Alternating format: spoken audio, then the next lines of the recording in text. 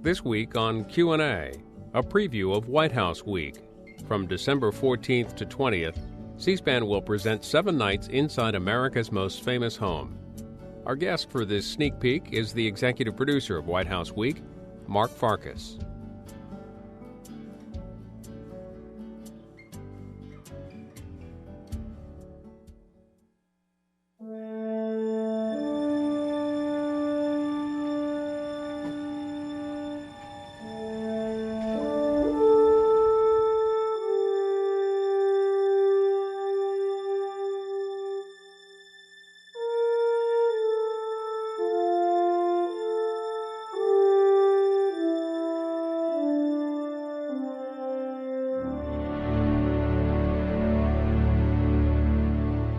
I am speaking to you from the room where I have worked since April 1945. This is the President's office in the West Wing of the White House. You know, down the hall and up the stairs from this office is the part of the White House where the President and his family live. I never forget that I live in a house owned by all the American people, and that I have been given that trust. This house is only on loan to its tenants. We are temporary occupants linked to a continuity of presidents. Well, I'm so excited that you all are here. It's both a very, very public house with public tours and a wonderful private home for our president. Mark Farkas, executive producer of the upcoming special on the White House. If somebody said to you you had to pick one room in the White House where you could spend 30 days after your over 2 years of behind-the-scenes look, which room would you pick? That's a hard question, but I think, the Lincoln bedroom is one of those rooms where when you're in it in the White House, you definitely get a feeling of people, the presidents and first ladies who have gone through there, and of Lincoln and how he struggled with issues of race and the country at war. And it's really that one room in the White House that completely takes you back into a certain time period. But there's lots of other places inside there that I'd love to spend quite a bit of time. And we spent a lot of time in the residence and on the state floor, and it really, it comes across to you as a place of incredible activity. But also upstairs are those places that you get a sense that they can live a private life while they're on this public stage.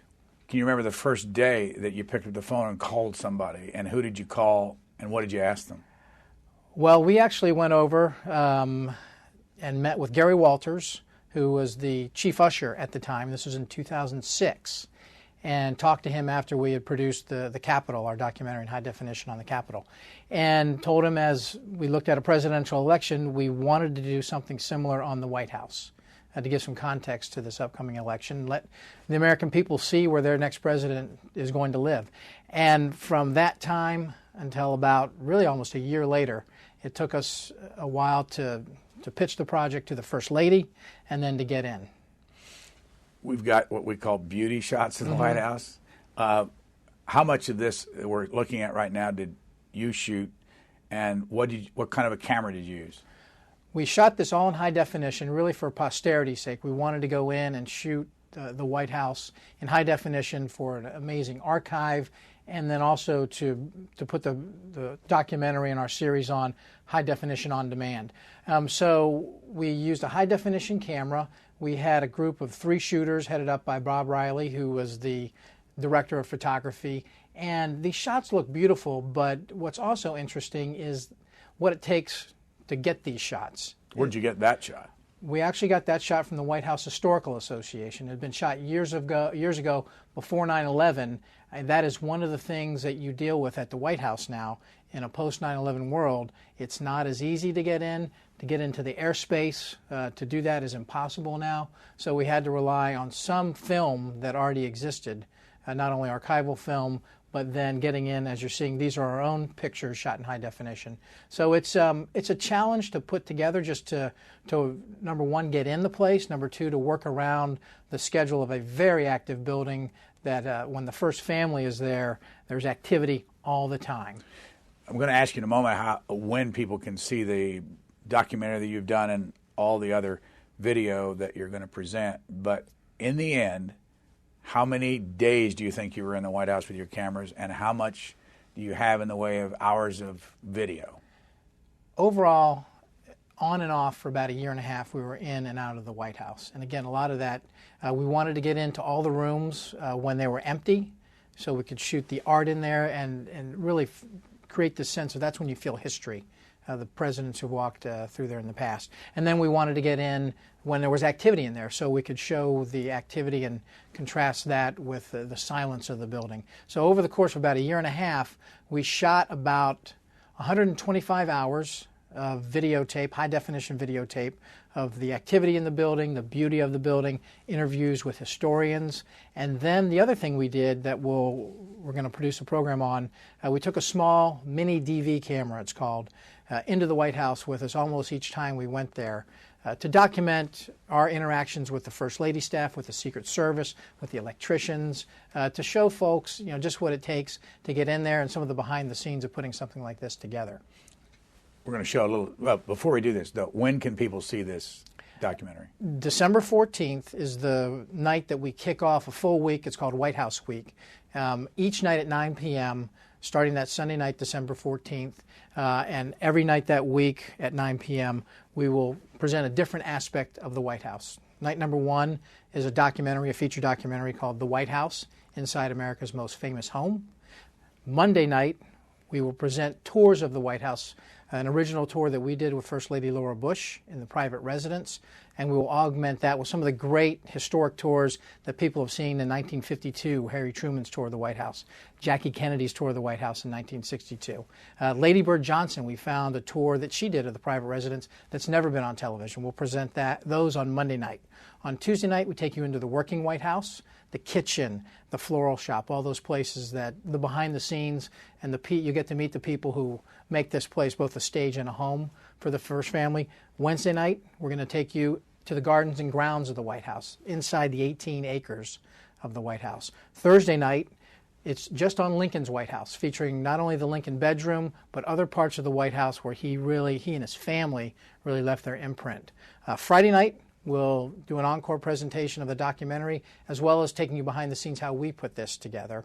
And then Saturday night, we've got an interview with President Bush, with First Lady Laura Bush, and then all these great historians who we interviewed for hours and hours and who have these wonderful stories that may not have made it into the documentary but stand on their own. We'll present that. Here's some video of the private quarters up on the second floor, and folks that come into the White House see the ceremonial rooms. But what's this like? What are we looking at right there?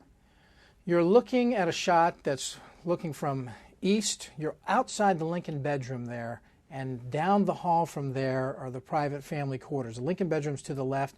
Over to the right is a room called the Queen's bedroom. And the private family quarters run the length of the house. You're in a center hall there, and over to the right is the Truman balcony and the yellow oval room. That is the west sitting hall.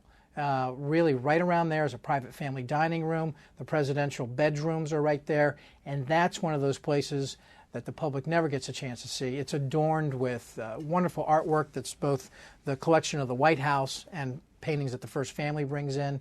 That is looking up toward the Lincoln bedroom, and again, that's the west sitting hall. So that's really where the family sits. That's right where the there. family sits. Where's their bedroom from where we're looking? Their bedrooms are off to each side of that cross hall. Did you get in the bedrooms?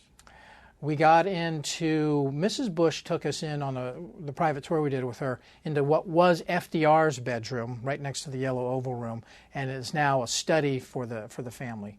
But we didn't, there are some things that are sort of sacrosanct, and so we did not go into the bedroom of the President and First Lady. How many people were around you whenever you were in there with cameras, and what did you have to wear?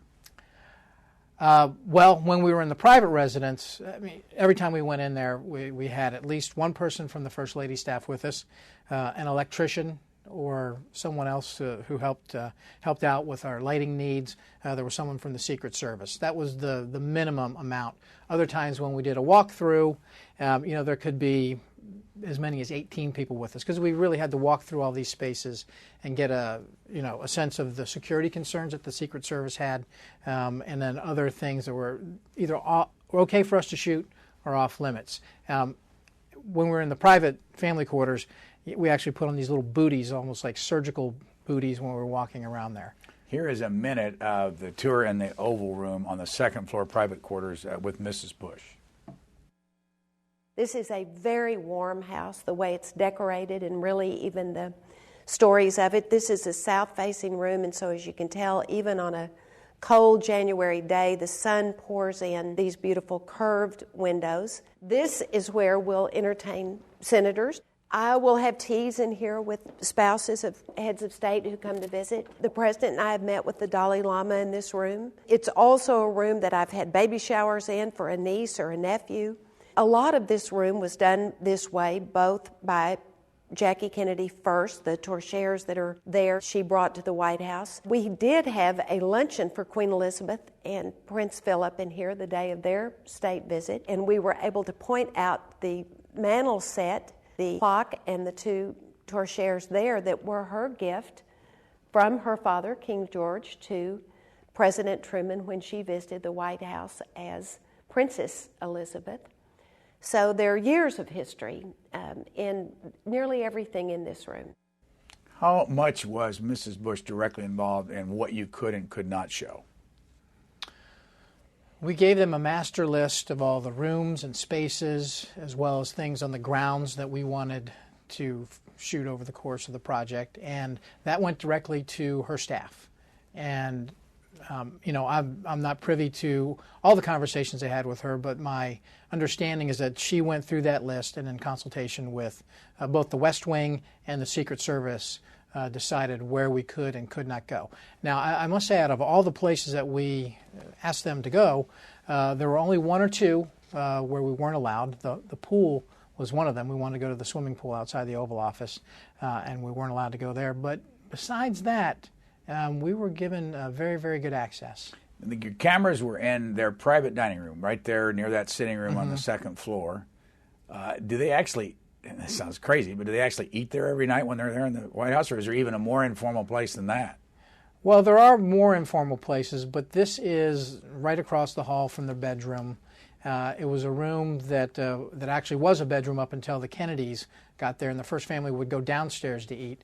Mrs. Kennedy wanted more of a private family place to eat, so they converted this into a dining room, and this is where they eat a lot of their meals. The President and First Lady, they can eat anywhere they want to. There's other places upstairs that they could eat.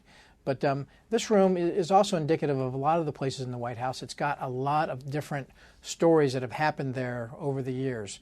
Grover Cleveland and his wife, their baby was born in that room. Willie Lincoln, when it was a bedroom, actually passed away in that room in the Lincoln bed, the one you see in the Lincoln bedroom today. What year did you graduate from William and Mary?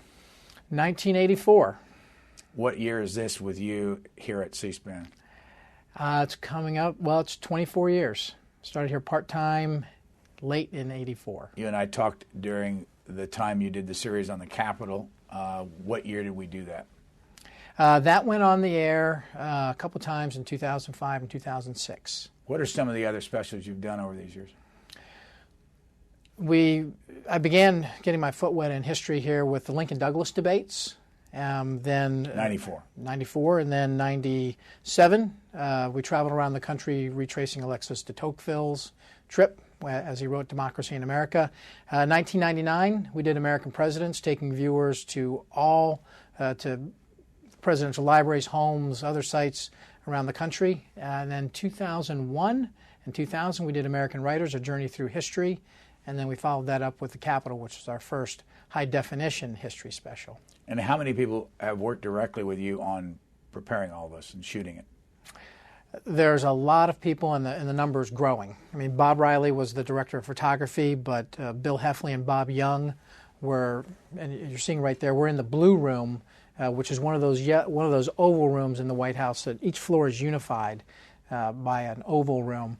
And you see Bill Heffley there as well. Bill was one of the main shooters and lighters for this.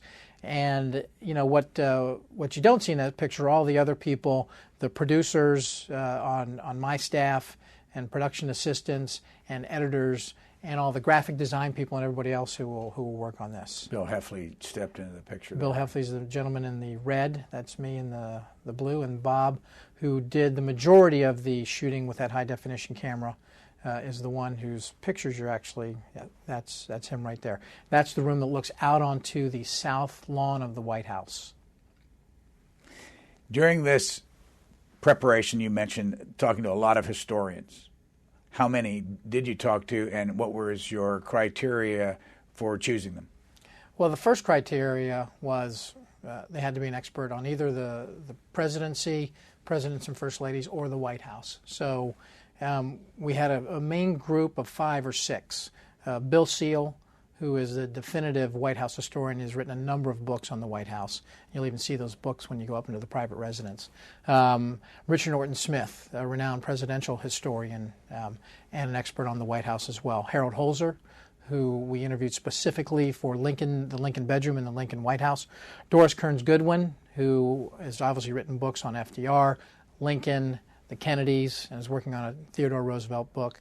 Anthony Pitch is another one who specializes in Lincoln and the burning of the White House. And Lonnie Bunch, who is going to be the head of the upcoming Smithsonian African American History Museum, who's on the committee for the preservation of the White House. Here's a short minute with Bill Seal, one of the foremost experts, if not the foremost expert on the White House. Let's watch. Washington came himself very impatiently with the commission. They said, we don't know where to put it. It's got this huge cellar. Do we put it to the north, to the south, to the east, to the west? Because these avenues are converging on it. They've got to see it. Well, very impatiently, Washington, the old surveyor, came and took off his jacket. It's in the records. Took off his coat and sighted the White House and drove the stakes in the ground for where it stands today. He also had a certain taste that was very out of style. I mean, the White House is very out of style by world standards for its day. The White House is just loaded with carving, and Washington ordered that. He wanted it. In fact, if you ever go on a tour, when you go out the north door, look back over the door, there's a 14-foot garland carved of roses and things over there. It's 14 feet, carved into the face of the stone. You look at it and you think it was stuck on. It was not. It was carved into the stone and then placed in place. 14 feet wide. He loved it. But later, just before his retirement, he said something about the stone cutting. He says, I think there is not the taste for ornament that there once was. These are all the new buildings in Philadelphia. How did Bill Seal become such an expert on the White House? He spent, I don't know how many years inside that building. Getting the feel of the place, studying it from the inside and then from the outside. It is one of the most well-documented buildings in the history of the world. So going to documentary sources, archives, working with the White House Historical Association, that's how he began. Where did you record that interview with him? We interviewed him in a couple different locations. One of them was here in our studios. We sort of did a different backdrop than we normally would, and then we visited with him at his home here in Washington, D.C. as well. Those that want to start doing their own research on this series can go to our website. What's the website and what's on it? You go to cspan.org/White House, and what is on it now is a trailer for the documentary, and we've begun to put different videos of the historians, historic moments at the White House are on there. And if you go to the website and you actually sign up, we will send you out alerts for when new material is posted. So it's hot now, and as you can see right there, that's some of the historic moments in the White House with different presidents and first ladies. Anthony Pitch is our historian there. So you can play clips that are on there now. Some of these won't be on the television special, so they're web specific. And then as we go up to December 14th, the air date, it'll be a full website with lots more clips from the documentary, from the programs, and other clips from the historians as well. Who's attached directly to the White House, on the White House staff, that you deal with in matters like this when it comes to history? Well, when it comes to history, on the White House staff, I mean, we're really dealing with the First Lady's office. They've been our conduit for every single thing we do over there, no matter whether it's in the West Wing, in the East Wing, in the Center House, on the grounds. We go through them. So we're working with them to get in. The curator of the White House is also someone who we interviewed for the project and who you'll see in the series. And so he's, we need to do fact checking because the White House is like the Capitol. There's lots of stories, some of which are true, some of which are not true, and we want to make sure that we're getting things right. What's the curator's position? What does he do? Well, the White House is a living art museum, and so he does anything from making sure, overseeing that the public rooms are kept in shape, and that the private quarters, the first family gets what they need in terms of artwork, the historical furnishings, and so he really oversees the whole house. And whenever you see a piece of furniture or a piece of art, that's tied into the curator. On Historians, we have another clip. This is about a minute and a half, and I must say I've heard this story many times in my life, but I've never heard anybody tell it who was there. So let's just watch Doris Kearns Goodwin and listen carefully. I was in his bedroom several times to talk to him, and in the bathroom to talk to him when he was going to the bathroom, which was his custom. And somehow he just didn't want the conversation to stop. So if you were in the bedroom holding back when he went into the bathroom, he would just call you in and say, "Come on in, I haven't finished what I'm saying." You get sort of used to this. I'll never forget one time he told me that McGeorge Bundy was in a similar situation, and he was too embarrassed to look at the president actually on the toilet. So he had his back toward him, and he was as far away as he could be in the bathroom. And so he finally said, "McGeorge, come closer, come closer." And he said he backed up. I thought he was going to sit on my lap. He said, "Hasn't that guy ever been in the Army?" So somehow I just, again, took it as a matter of course, as bizarre as it was, that you would continue your conversations wherever the president went. I've got to ask you, the first time that happened, what was your reaction? The first time, it was very weird. I mean, I couldn't believe that I kept, when he said, "Come on in here, I want to finish the conversation," I wasn't really sure that he meant for me to go across the threshold. And then I saw, so I held back. By the time I got in, he was actually sitting on the toilet. So this was probably the most bizarre presidential experience I've ever had. But after a while, you just realize that it's more interesting to listen to what he's saying than it is to look at him. So you just sort of try and look around the room in various other places. The wallpaper got very interesting. In case folks missed it, who is she talking about? She's talking about LBJ. And I guess that is also one of the things that comes through as you're talking to not only Doris Kearns Goodwin, but some of the other historians are the stories of Lyndon Baines Johnson and his family inside the White House, from really the peak of his success to the end of his term, when the place became, in her own words, a much more foreboding place for him. How long is the first documentary that you're going to show on December the 14th, the evening, Sunday evening at 9 o'clock? It'll be about 90 minutes long. We're getting close to finishing it. And so the length will be, plus or minus. It won't be over 90, but it'll be pretty close to it. What was your approach to this? Because you've got so many more hours you're going to show us before this is all over. The approach to the documentary was really, let's take a look at the White House today.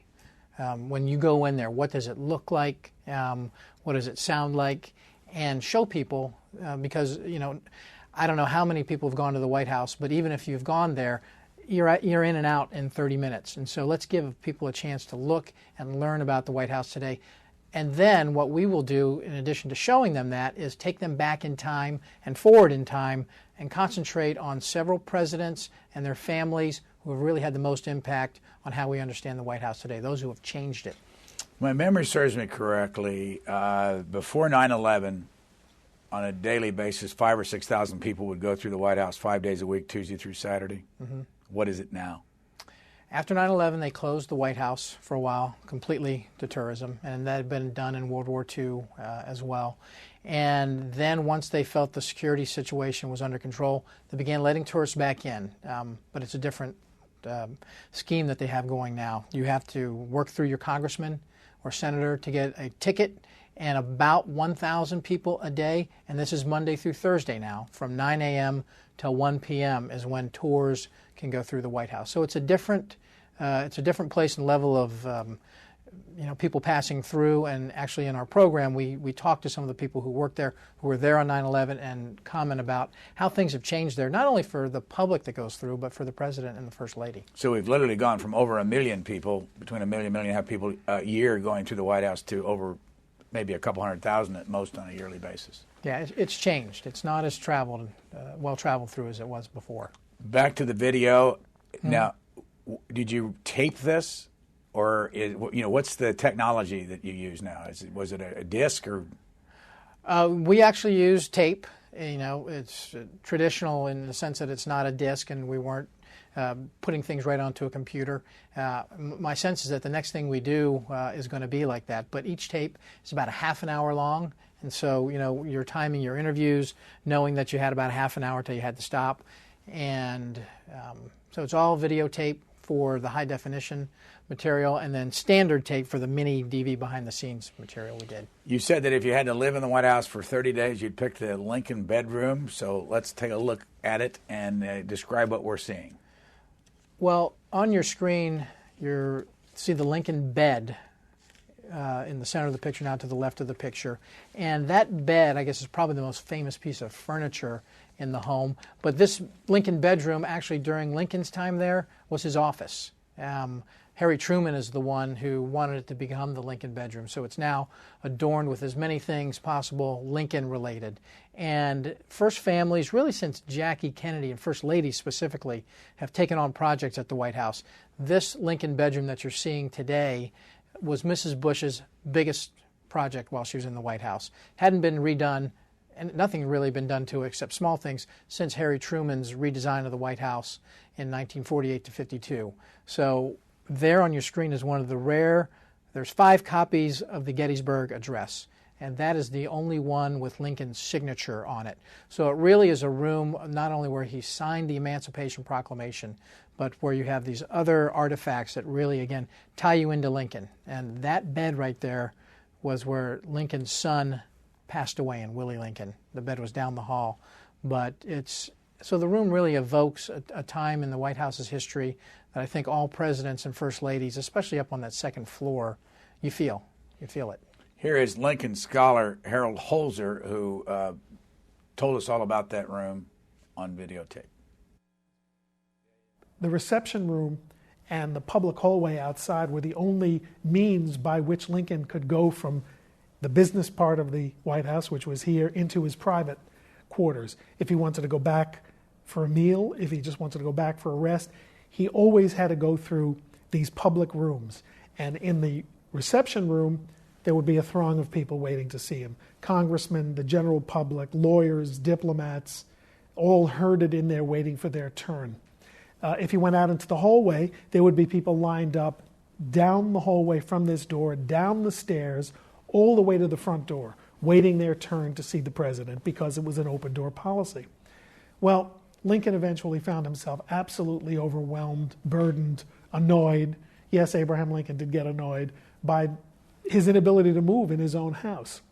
So he had a partition built from a door that was there on this side of the wall, near the fireplace, between the fireplace and the desk, through that area into the Oval Library, which was where he and his wife took meals and had their sitting room. It was the only sitting room on the floor. And the partition must have been, I would calculate, about 7 feet tall, because it had to be tall enough for him to pass by without being observed. It did not go all the way to these high ceilings. It was a partway partition. But that was finally built at the end of his first year in office, and he finally had a way to sneak out of here without being pursued by office seekers and favor seekers. As Harold Holzer was sitting there, off to his left would be the window that looked out over the south lawn. Mm-hmm. Were you allowed at any point to do that with your camera, walk from a room and look out the window? And I'm basically asking because of security. Sometimes yes, and sometimes no. That was part of the process of walking through the areas with the Secret Service and the First Lady staff beforehand. There were some places that we were not allowed to show the vista, and some places that we were. What were the arrangements, or obviously are the arrangements for the White House, on what they have to approve? having the Secret Service there with us each time we shot, they had a chance to look at our footage before we left the White House. So they're either able to do that, or before we go on the air with any of this, the Secret Service will take a look at it and let us know if there's any security issues or concerns, or if security is being compromised. And at that point, we'll either have the option of taking something out or blurring it over. But there's no editorial control that the White House will have over this. What do you mean by editorial control? If the president says something in the interview we did with him, or the First Lady says something in the interview we did with her, and we want to put it in, and they don't like it, or if one of our historians says something about the White House that may not be flattering, it's not up to them what goes in and out of the documentary and the series in terms of comments. But they can prevent you from using certain video?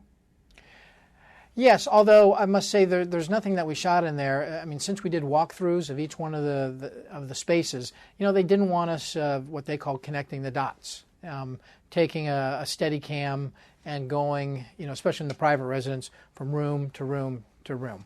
So, I don't foresee, we haven't gotten a lot of our footage over to them yet, as we're still in production on it. But I really don't see a lot of problems arising, I hope. Across the hall from the Lincoln bedroom is the Queen's bedroom. Mm-hmm. It used to be called the Rose Room, and off each one of these bedrooms is a sitting room. But a number of European queens stayed there, and the furniture in there goes back to sort of the Andrew Jacksons and the Federal period, even before that. But, it's, again, one of these rooms where there's lots of great stories. It's where Winston Churchill stayed. He came over. The public did not know it until a few weeks later. Comes over right after the bombing of Pearl Harbor and stays in that room.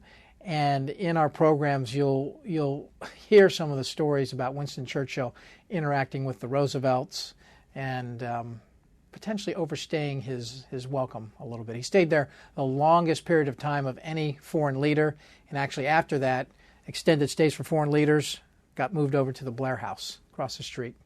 We're going to show some video of Lonnie Bunch in a moment. Who is he? Lonnie Bunch he's been the head of the Chicago Historical Society. He's a preeminent historian. He will be the head of the Smithsonian's new African American History Museum. And most importantly for this project, he's on the Committee for the Preservation of the White House. Let's show about a minute of him discussing the early days at the White House and the staff. As President Roosevelt grapples with a country at war, Mrs. Roosevelt wrestles with tensions inside the home between the white and black permanent staff. In a historically poignant moment that connects to the White House today, believing that the service staff would function better if it were all one color, she dismisses all white members of it and hires only blacks at a lower cost. That darky in uniform is John Mays, White House doorman and official barber. When I talk and think a lot about race, I like to talk about the White House because the White House often is seen as the Central American place. And so I want people to realize that part of that centrality is because it's a place that grappled with questions of race. It was a place that was reflective of its time. So I want people to realize that what the White House is a symbol of America, for good, for ill. A symbol of what's possible and a symbol of America falling down and failing to meet its stated ideals. How large is the staff? For this project? No, for the whole White House. Oh, for the whole White House. Well, for the home itself, the central historic home, you've got about 100. The chief usher is the person that oversees all that. He works for the First Lady. But, so that's basically the butlers, the electricians, the curator staff, and all those people who really make that place function as both a home, as a stage. They're the ones that set up if you've got an event in the East Room, they do that. But they're also the ones who make sure that the private residence upstairs is a home. Which kitchen is this? That's the main kitchen, and when they have state dinners or even small dinners and different parties, right there, I always thought they must have some huge kitchen that you'd see at a hotel. But it's a pretty small place, as you can see from that. It's not very big, and when a state dinner or another function is about to happen, and they're preparing there, I believe that was when President Sarkozy was coming to visit the White House. It's a hustle and bustle of activity, and boom, boom, boom, and all around in that area on the ground floor of the White House, places that the public never gets a chance to see. You've got activity that is going, but it also ebbs and flows with the activities of the White House. Where is the flower shop?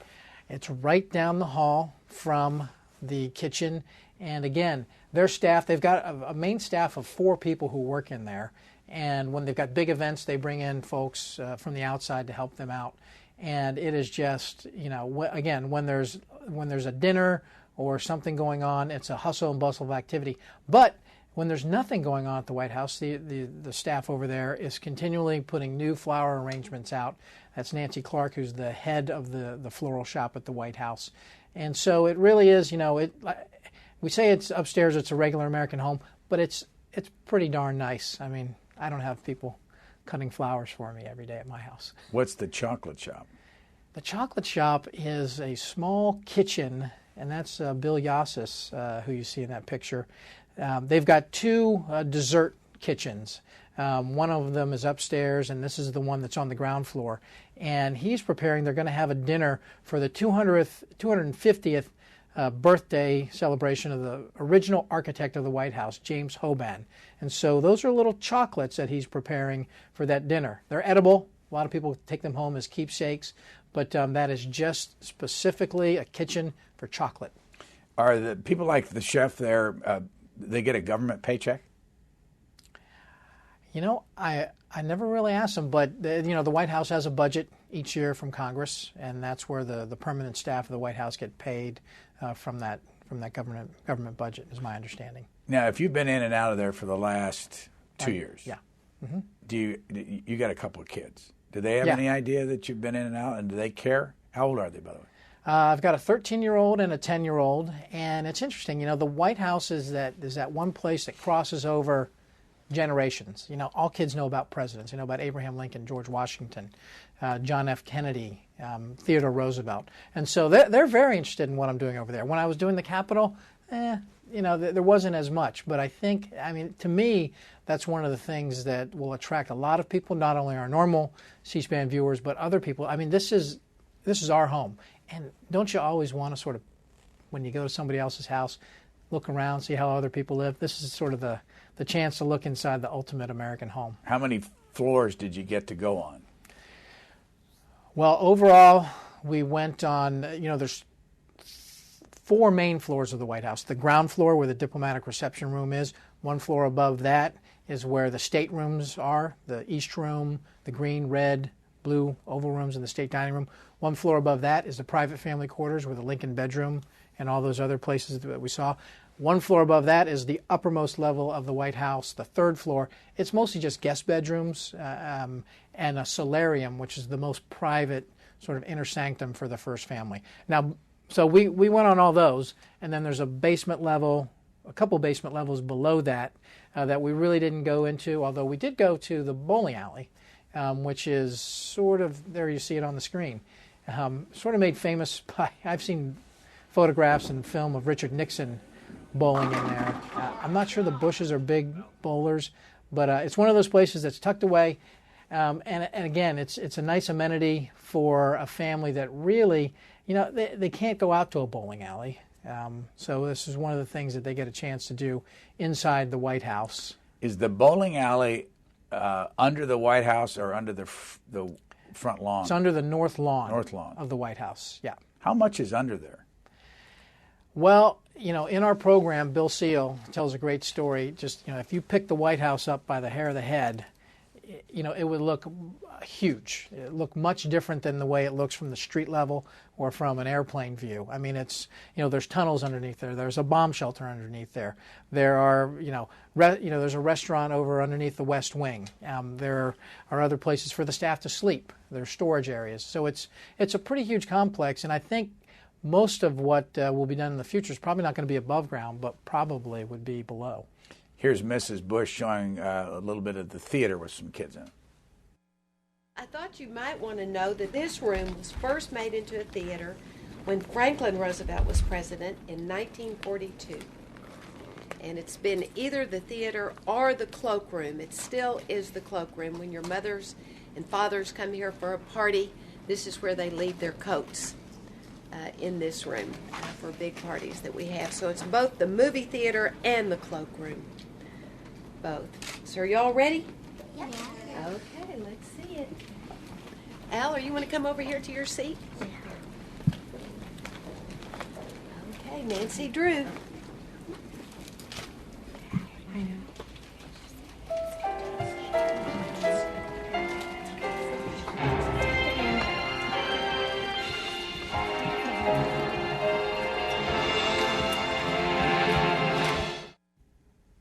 Were you able to take your daughters to the White House during this process? You know, I took them, we went on a public tour.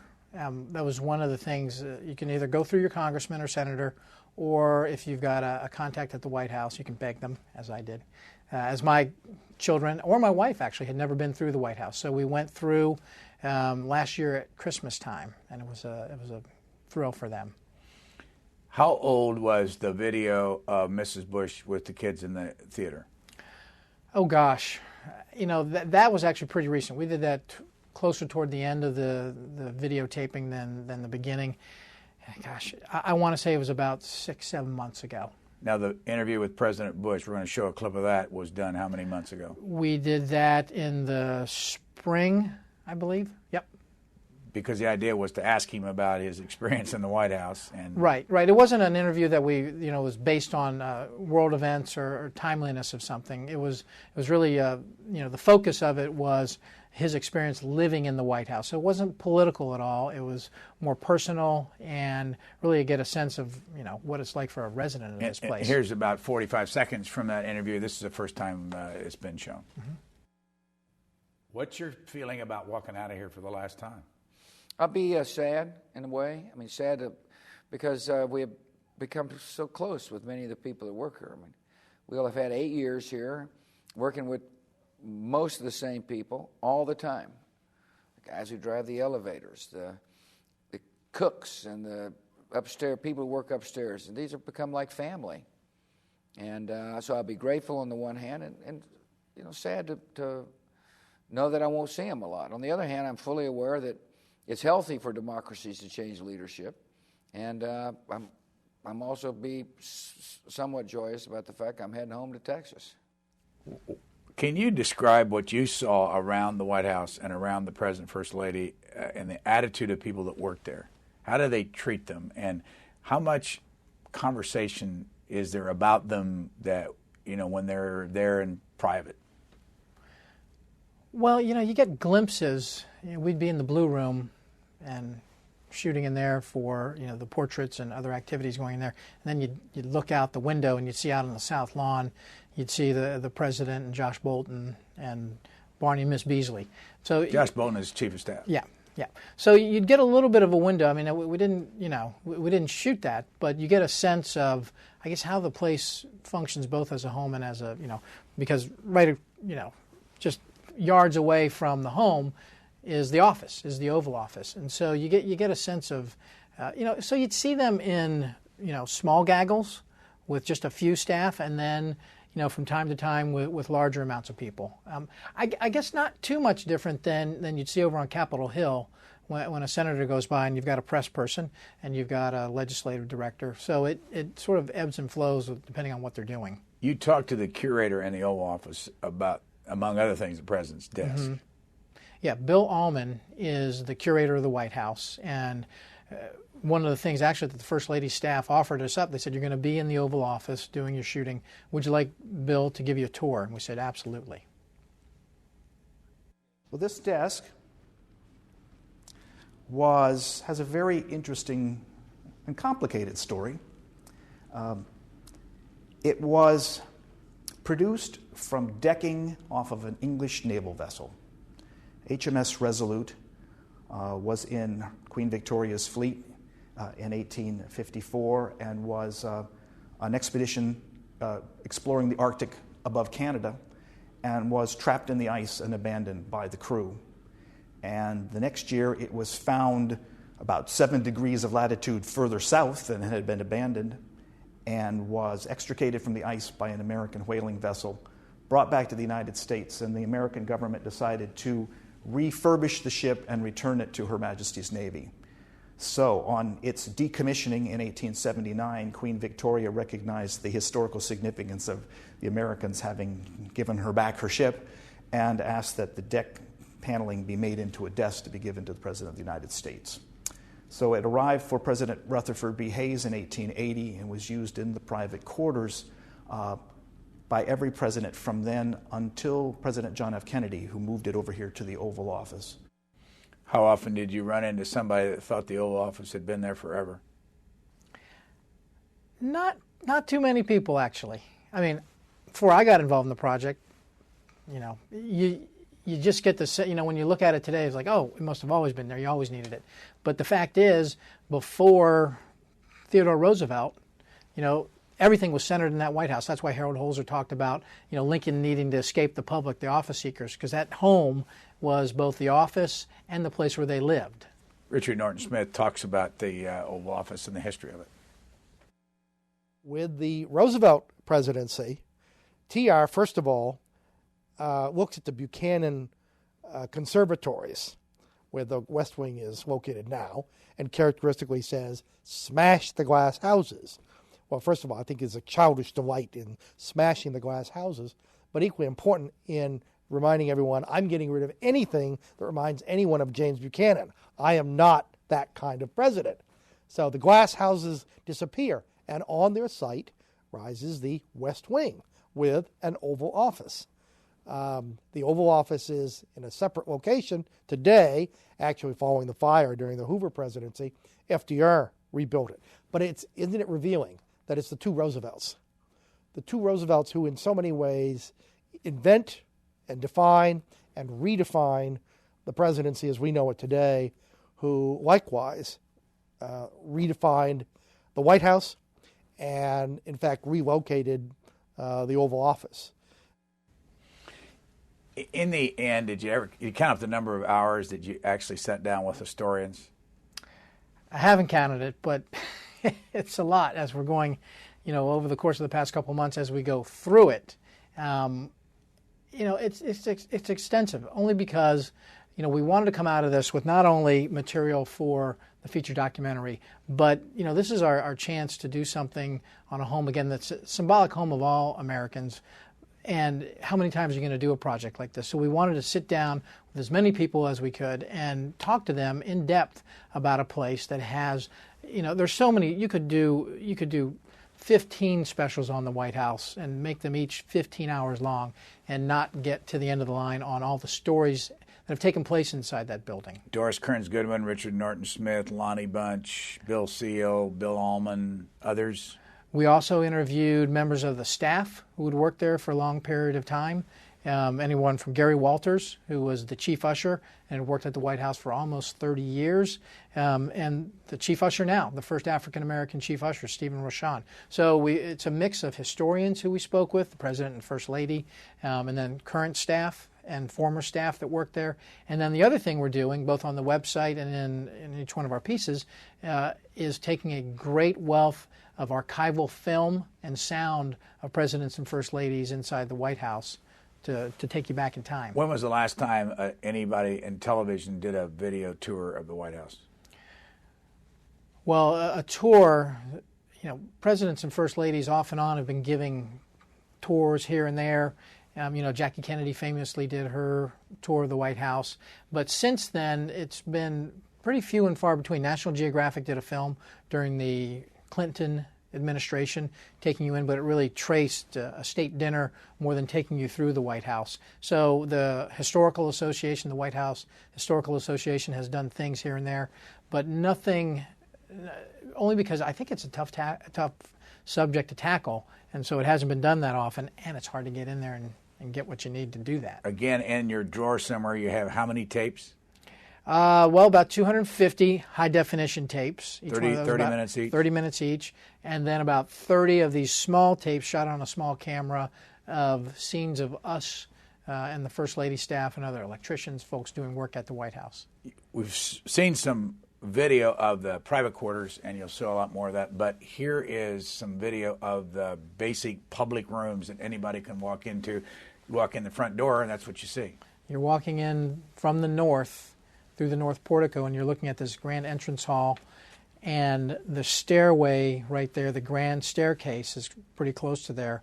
That's where they come down from the private quarters and walk out during a state dinner. It's that iconic shot of the presidents and first ladies and world leaders. The East Room right there, that's the state dining room. Sorry, I might have been mistaken. Again, Lincoln didn't lay a nail to the building, but his influence on the way it's interpreted today is everywhere. You're going from the cross hall into the Red Room. It's sort of the drawing room, one of the parlors, a beautiful room that Dolly Madison used for her teas to entertain. Eleanor Roosevelt held press conferences in there. Next to that, as you're traveling east, is the Blue Room. And everything you see in there really goes back to James Monroe. And then it sort of ties back to the founders, James Madison and Thomas Jefferson. As you make your way from that Blue Room, again traveling east, you come into the Green Room. Thomas Jefferson sat down to dinner with Thomas Paine in that room. He met with Meriwether Lewis to plan the Lewis and Clark expedition. So that room really ties in to that sort of federal period, the signers of the Constitution and the Declaration. And it's as you see, it's a gorgeous house. It's a lot of eye candy. You're going there into the East Room, probably the most public room in the White House. And in our programming, you'll learn really what George Washington's influence was on this house. Even though he's the only president to not have lived there, he leaves his mark almost like no other president in our history. So again, and that's a portrait of George Washington to the right, Martha Washington to the left. And again, you see here the room when it's empty, but also what we'll show you is the room when it's full of life. This is upstairs, one floor above the yellow oval room that is right over the Blue Room. And again, this is a place, it serves two functions. Really, it serves a place where the first family can have time alone, but they also entertain world leaders when they come there before they go downstairs in front of the cameras. And you took us outside, talked to the gardener about the Rose Garden. What's his name? Dale Haney is he's sort of the head of all the grounds, and we got a special tour from him taking us around the grounds. This one takes us to the First Lady's Garden. So we're in the Jacqueline Kennedy Garden today, and the Jacqueline Kennedy Garden was actually being renovated when President Kennedy was assassinated, and Mrs. Johnson followed through with plans of Mrs. Kennedy on this garden, and then she went up to the Hill in Congress and actually had the name of the garden changed over to the Jacqueline Kennedy Garden. Right. Prior to that, it was kind of called the First Lady's Garden, the East Garden, but it is the Jacqueline Kennedy Garden today. And then actually, the American hollies that you see in here that are the topiaries were original ones that were put in during the renovating times. The boxwoods, the linen trees that you see between the borders here and all have been changed and trying to keep the garden into scale to how it was originally back in 1964, 65 when it was finished. We're about finished with this part of it. How close are you to being finished with the documentary? Well, we're a lot closer here than I am. We have actually, the treatment has been done, the script is written, and we have finished. We're working on all different parts of the week right now, different producers. Delia Rios and Russell Logan and Rick Stoddard, our staff, are working on different parts of the week. And then for the documentary, we're completing it in chunks. It's rough cut, and so we know where we're going, but it's filling in a lot of the narration. It all starts the night of December the 14th, Sunday night, 9 o'clock for 7 days, 7 nights. Yeah. And the video on the website today that they can see, and then how much more will they be able to see in the future? They'll be able to see a lot more. I mean, again, as I think I think you get a sense, we've done a lot for this. A lot of that will go on the air, but there's a lot more that we want to, more and more people are watching on the computer these days and looking for things that are in short bursts. And so there you get stories you're taken into the history of the White House. And so there's material on there now, but as we ramp up toward the air date of the series, there'll be a lot more. And in the next couple of weeks, we're going to have a discussion with Harold Holzer on his new book, which is about Abraham Lincoln from the time he was elected to the time he took office. And in those days, you didn't take the oath of office until March the 4th, so you had a lot more time on your hands. Mark Farkas, the last bit of video we're going to show Is it the actual end of the documentary? No, it's the beginning. We've put it together, the open for the documentary. We showed a little bit at the beginning of the program, and it really gives you a sense of not only the beauty of the place, but also the history of the place and what we'll do during that program on Sunday night and then during the week as well. So we don't get to see the end of it? I mean, the end's not done yet? We're working on that after I get out of here. Thank you, Mark Farkas, and here's some more from the documentary. We look forward to seeing the week. Thanks, sir. This is the story of a house located at the center of a nation's identity and the focal point of international events, whose occupants have a chance to leave their own legacy to the official residence of the President and the symbolic home of the American people. Some leave their marks on the physical structure, others their psychological imprints on it. Inside, it is a place of beauty and history, and its spaces and priceless art collection help tell the story of those presidents and first ladies that have changed this home, whose story of survival and growth since 1800 is paralleled by that of our nation. This old house has withstood war and fire and bulldozers, just as its inhabitants have faced the stern test or two. It is the story of a house that in many ways no longer exists. Its insides have been burnt, gutted, and rebuilt. But even those parts of it that have long become landfill, or that we see now only in faded photographs, are part of our nation's collective memory and our national heritage. Now we walk inside the White House and through time, to the beauty of its grand state floors, where the rooms and parlors all tell stories of the past, and where public history still unfolds. And into the world of the permanent staff, who help first families adjust to life in the White House by making it both a home and a stage. And into the rarely seen private family quarters upstairs, where all presidents since John Adams have tried to live private lives while in the public spotlight. Together, they all tell the story of an American idea called the White House.